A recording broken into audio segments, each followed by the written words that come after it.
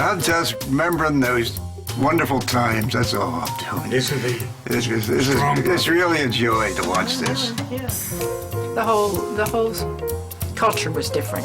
I mean, we had huge numbers of children, and it was important to keep them active. It was just a big family. My house was 2 doors up the street from where they're playing ball there. Mm-hmm. We never won a trophy. Thank God. What does it mean to grow up Catholic? Well, I've got a faith that I feel confident with today. And a sin's a sin. And the sin's a sin. That's right. It was a great time. Everything that is just perfect about this parish. And we did make an impression on him. And it was just, my church.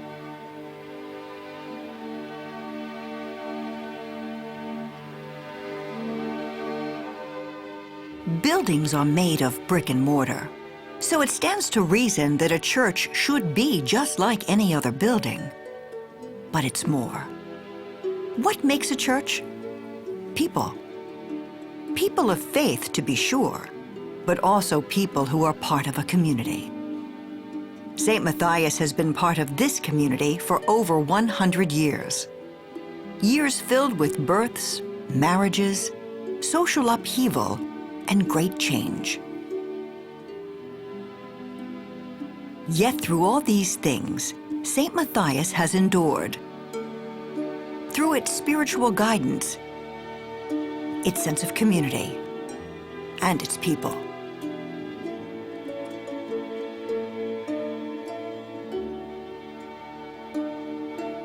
Welcome to St. Matthias Parish. Welcome to St. Matthias Church. We invite you to join us as we celebrate our centennial year, a year during which we will thank God for the past.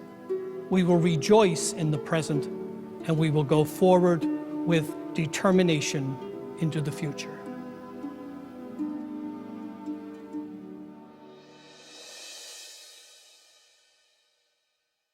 St. Matthias began as a dream of 3 men who wanted to give their faith a home which still stands strong and beautiful 100 years later. The 3 pillars of the community back then was a John Lonergan, a Patrick J. Lawler, and a Thomas Riley.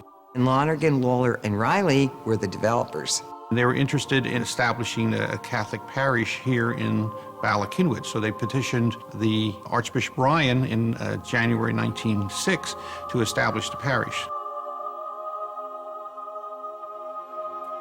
They hired a local architect that is nationally renowned, George Lovett, and it was based after a 12th, 13th century English monastery chapel after the Benedictines and Augustinians. After it was built, looking at some of the older church records, they look at what they had finished, and they said it was strong in its foundation, reverent in its atmosphere, and beautiful in its simplicity. Archbishop Ryan did establish the boundaries, named it St. Matthias, and 3 weeks later appointed the first pastor, which was a Reverend Michael McCabe. They must have had a great deal of faith in themselves and their fellow parishioners, and I think they found exactly the right pastor. It seems almost too incredible to believe, but 100 years ago, Bala Cynwyd was just rolling farmland. As its proximity to Center City, Philadelphia grew in importance, so did the community.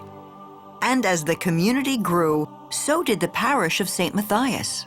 Judy Van Allen tells the story that her mother said her grandmother would say, I have to bake a cake. Now, her grandmother lived in St. Agatha's, and take it out to Father McCabe because the poor man is way out there in the country. So it was a great deal of development in the area of building roads, building houses. It was basically a construction site going on. So it was a community being built very quickly over a period of about a decade. Because it was basically a construction, it was the donations from the community, but most of the money came from these 3 gentlemen, Mr. Lonergan, Patrick Lawler, and this Thomas Riley.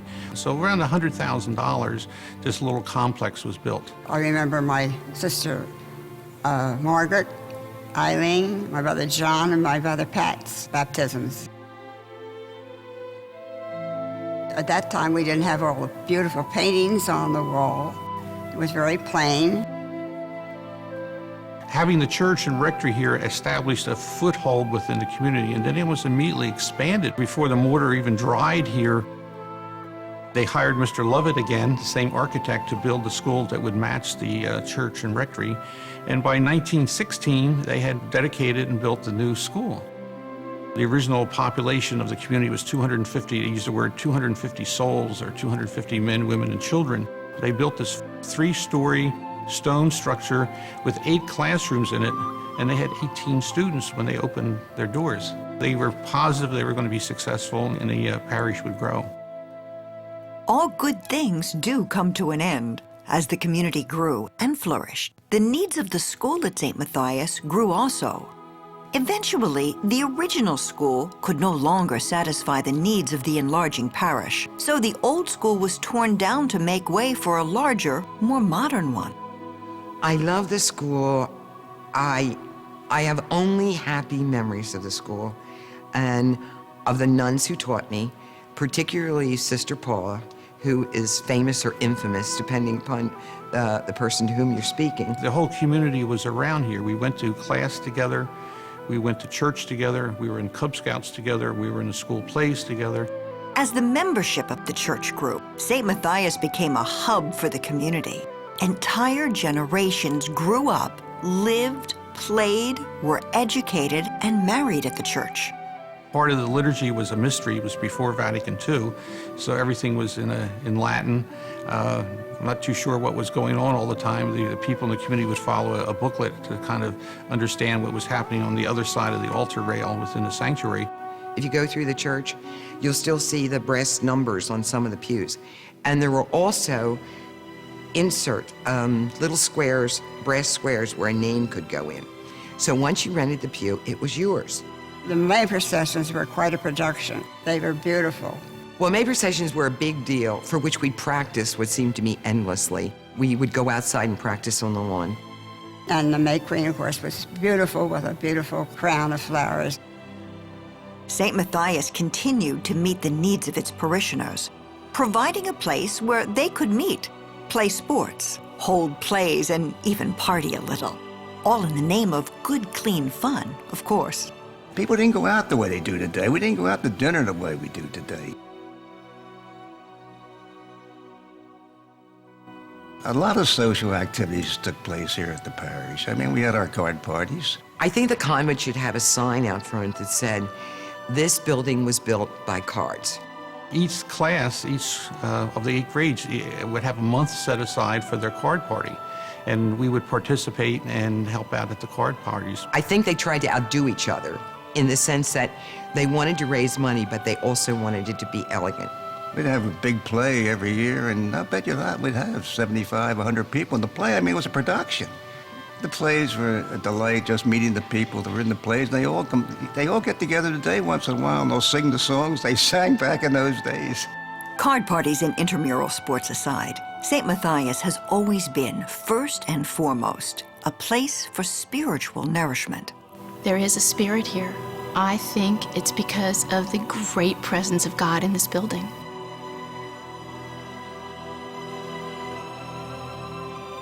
It's not how pretty the artwork is, although it's magnificent.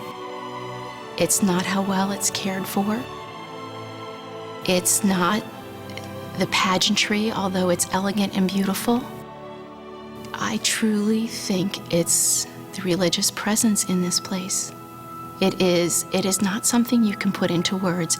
It's huge and it's magnificent.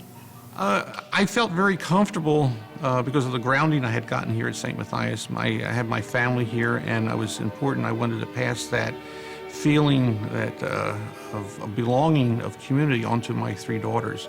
So it was important that I maintained that tradition and had my 3 daughters to come with me, and they went through the experiences of Sunday school, attending church, so on and so forth, so I could pass that heritage on.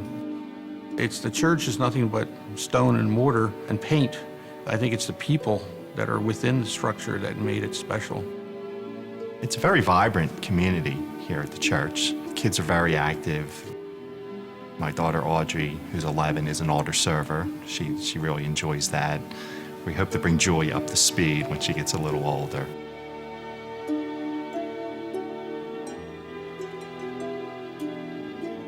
There's a lot going on nowadays in people's lives, and it's good to have a balance with the sports and those kind of things, and with church activities. So I think we grew up in Catholic homes and in Catholic parishes, and it's good to see that still stays alive. All I can hope is that families like ours continue to stay in this area and continue to come to the church and to keep it alive, and that people continue to care for it. I think one of the things that makes us different and special in the area is the heritage, both the religious and social heritage. I think we would get an inspiration if we knew the story about Messrs. Lonergan, Riley, and Lawler, to know the sacrifices they made to give us what we have now, and that we surely have a responsibility to maintain the heritage that they've passed on to us.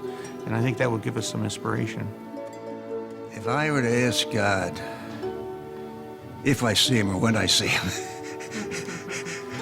what were the greatest gift of the first 100 years of St. Matthias? I would have to say this, it was the spirituality of the people. And no question about it. I mean, this has been a very spiritual parish.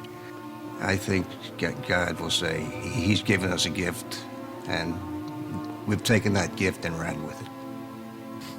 I think you'd be happy. I would hope so. There's a lot of things that I don't even know about, I think, that go on that I'm not involved in, but I think there's a lot of good that comes out, and hopefully God is looking at that and saying that's a good thing. God would probably say, bless you. You've done well. I can't imagine anybody walking into this building and not feeling something.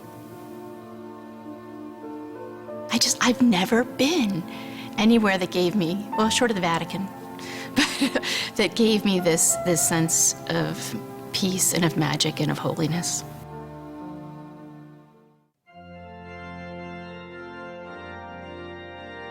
Some places are holier than others. You can't touch it, but you can feel it.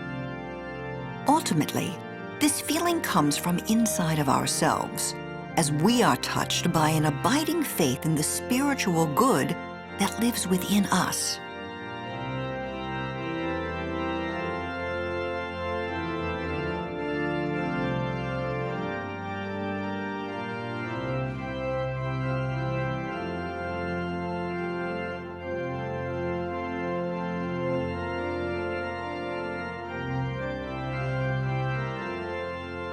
Yet, it also touches something even deeper, our need to belong.